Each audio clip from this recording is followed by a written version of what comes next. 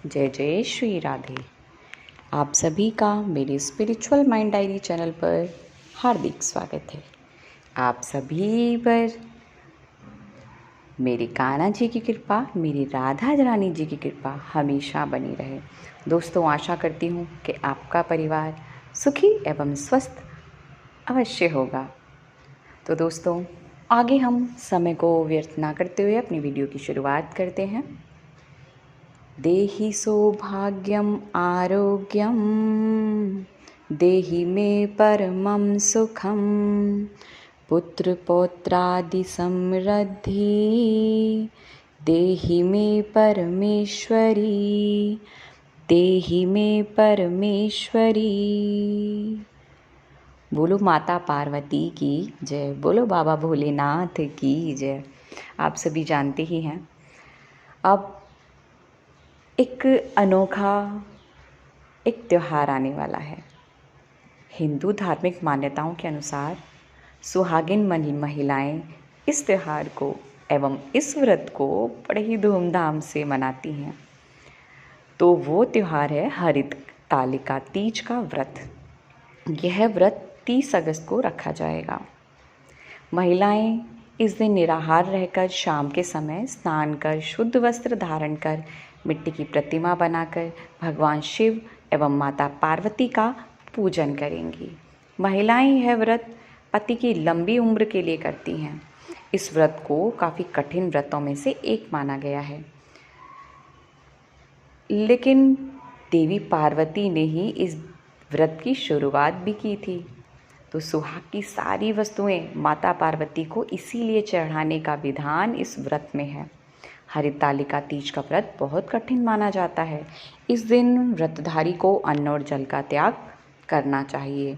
कहा जाता है कि माता पार्वती ने सबसे पहले हरितालिका तीज का व्रत किया था और इस व्रत के दौरान माँ पार्वती ने अन्न और जल का त्याग किया था। और कुछ मतों में पार्वती जी के इस कठिन तप से प्रसन्न होकर भगवान भोलेनाथ ने उन्हें दर्शन दिए और उन्हें अपनी पत्नी के रूप में स्वीकार किया। तभी से मनचाहे वर की कामना और अखंड सौभाग्य एवं पुत्र प्राप्ति के लिए महिलाएं इस हरितालिका तीज का व्रत करती हैं। तो दोस्तों, आशा करती हूँ कि जो भी मेरी माताएं बहनें हरितालिका तीज का व्रत करती हैं, मेरी इस वीडियो को अंत तक अवश्य देखेंगी एवं मेरे इस स्पिरिचुअल माइंड डायरी चैनल को सब्सक्राइब, लाइक एवं शेयर अवश्य करें। तो दोस्तों, आगे हम इस वीडियो में हरितालिका तीज के शुभ योग की बात करेंगे।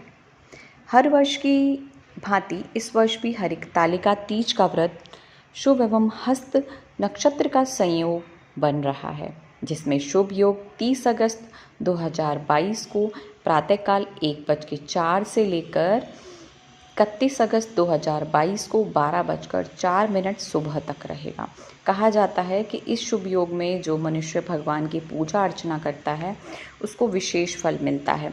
इसके साथ ही यह भी कहा जाता है कि इस दिन 5 तारे मिलकर आशीर्वाद की मुद्रा बनाते हैं। तो 29 अगस्त को शाम 3:20 पर शुरू होगी, जिसका समापन अगले दिन 30 अगस्त को 3:34 पर होगा। सुबह की पूजा का शुभ मुहूर्त 9:33 से 11:05 तक है। वहीं प्रदोष काल पूजा का मुहूर्त 30 अगस्त को 6:34 से 8:50 तक रहेगा। तो दोस्तों, आप भी अगर हरितालिका तीज का व्रत कर रहे हैं तो आप भी इस शुभ योग में ही करें। तो आइए अब हम जानते हैं इस व्रत की सुहाग की सामग्री के बारे में। सुहाग की पिटारी का विशेष महत्व है इस व्रत में।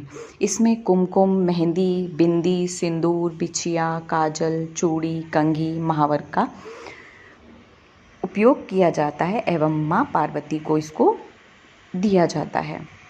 तो आइए दोस्तों, अब हम जानते हैं इस व्रत की पूजा विधि के बारे में।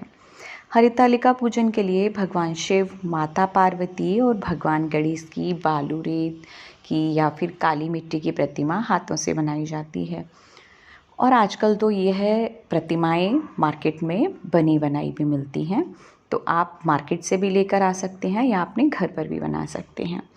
पूजा स्थल को फूलों से सजाकर एक चौकी पर रखें और उस पर केले के पत्ते रखकर भगवान शंकर, माता पार्वती और भगवान गणेश की प्रतिमा स्थापित करें। इसके बाद देवताओं का आह्वान कर भगवान शिव, माता पार्वती और भगवान गणेश का षोडशोपचार से पूजन करें। सुहाग की सारी वस्तु रखकर माता पार्वती को चढ़ाना इस व्रत की मुख्य परंपरा है। इसमें शिव जी को धोती और अंगोछा चढ़ाया जाता है, बाद में इसे दान दिया जाता है। इस प्रकार पूजन के बाद कथा सुने, रात्रि जागरण करें एवं आरती के बाद सुबह माता पार्वती को सिंदूर चढ़ाएं, ऋतु, फल, मिष्ठान आदि का भोग लगाकर व्रत खोलें। तो आइए अब हम जानते हैं हरितालिका तीज की व्रत की कथा, क्योंकि कोई भी व्रत बिना कथा के संपूर्ण नहीं माना जाता है। तो आप भी अगर इस व्रत का संपूर्ण लाभ उठाना चाहते हैं तो प्लीज़ मेरी इस वीडियो को अंत तक अवश्य देखिएगा एवं हरितालिका तीज की व्रत कथा को अवश्य सुनिएगा उस दिन। तो आइए शुरुआत करते हैं हम हरितालिका तीज की व्रत की कथा का।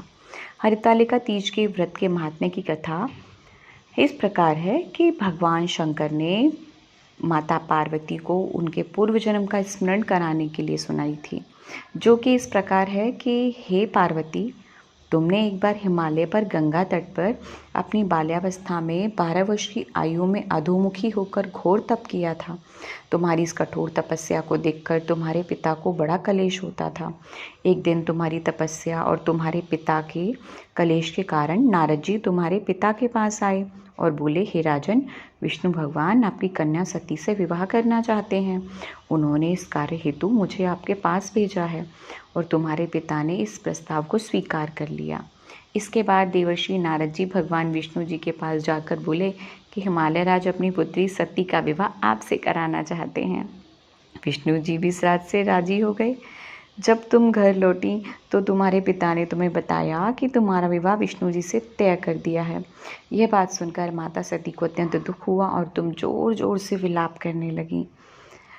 और इसी के आगे फिर शिव जी ने माता पार्वती से कहा कि जब तुम्हारी अतरंग सखी ने तुम्हारे रोने का कारण पूछा तो तुमने उसे सारा वृत्तांत सुना दिया और कहा, मैं भगवान शंकर से विवाह करना चाहती हूँ और उसके लिए मैं कठोर तपस्या करके उन्हें प्रसन्न कर रही हूँ। और इधर हमारे पिता विष्णु जी के साथ मेरा संबंध करना चाहते हैं। क्या तुम मेरी सहायता करोगी? नहीं तो मैं अपने प्राण त्याग दूंगी। तुम्हारी सखी बड़ी दूरदर्शी थी। फिर तुम्हें एक घनघोर जंगल में ले गई और कहा कि तुम यहाँ पर भगवान शिव को पाने के लिए घोर तपस्या कर सकती हो। इधर तुम्हारे पिता हिमालय राज तुम्हें घर ना पाकर बहुत ही चिंतित हुए और कहा, मैं विष्णु जी से उसका विवाह करने का वचन दे चुका हूँ। और वचन भंग करने की चिंता में हिमालय राज मूर्छित हो गए। इधर तुम्हारी खोज होती रही और तुम अपनी सहेली के साथ नदी के तट पर एक गुफा में बड़ी तपस्या करने में लीन हो गई। इसके बाद भाद्रपद शुक्ला की तृतीया को हस्त नक्षत्र में तुमने रेता का शिवलिंग स्थापित करके व्रत किया और पूजन करके रात्रि को जागरण किया। तुम्हारे इस कठिन तप व्रत से मेरा आसन डोलने लगा और मेरी समाधि टूट गई। मैं तुरंत तुम्हारे पास पहुंचा और वर मांगने का आदेश दिया। तुम्हारी मांग तथा इच्छा अनुसार तुम्हें मुझे अर्धांगिनी के रूप में स्वीकार करना पड़ा और तुम्हें वरदान देकर मैं कैलाश पर्वत पर चला गया। प्रातः होते ही तुमने पूजा की समस्त सामग्री को नदी में प्रवाहित करके अपनी सहेली सहित व्रत का पारण किया और उसी समय तुम्हें खोजते हुए हिमालय राज उस स्थान पर पहुंच गए और रोते हुए तुम्हारे घर छोड़ने का कारण पूछा। तब तुमने अपने पिता को बताया कि मैं तो शंकर भगवान को अपने पति रूप में वरण कर चुकी हूँ, परंतु आप मेरा विवाह विष्णु जी से करवाना चाहते थे, इसीलिए मुझे घर छोड़कर आना पड़ा। मैं अब आपके साथ घर इसी शर्त पर चल सकती हूँ कि आप मेरा विवाह विष्णु जी से ना करके भगवान शंकर जी से करोगे।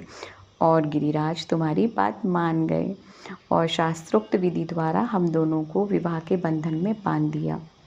इसीलिए इस व्रत को हरितालिका इसलिए कहते हैं क्योंकि पार्वती की सखी उसके पिता के घर से हरण कर घनघोर जंगल में ले गई थी।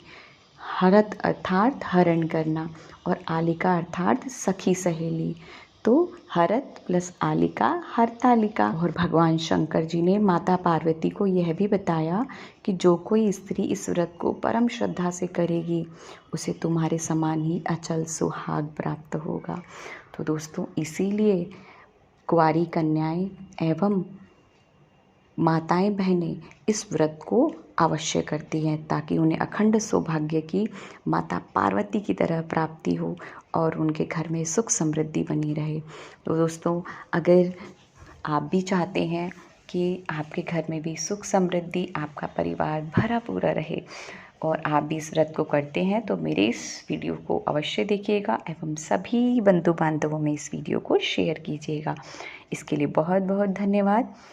जय जय श्री राधे, जय जय श्री राधे, जय जय श्री कृष्णा। ओम तत्पुरुषाय विद्महे महादेवाय धीमहि तन्नो रुद्रः प्रचोदयात्, तन्नो रुद्रः प्रचोदयात्। बोलो माता पार्वती की जय। माँ पार्वती जो भी इस कथा को सुन रही माताएं हैं, उनके सौभाग्य को, उनके सुख को अमर रखना, उन्हें सुख सौभाग्य में अखंड सौभाग्य प्राप्त करना। इसी आशा के साथ मैं अपनी वाणी को विराम देती हूँ। बोलो भोले शंकर की जय, बोलो माता पार्वती की जय। आप सभी की कामनाएं पूरी करें माता पार्वती। जय जय श्री राधे।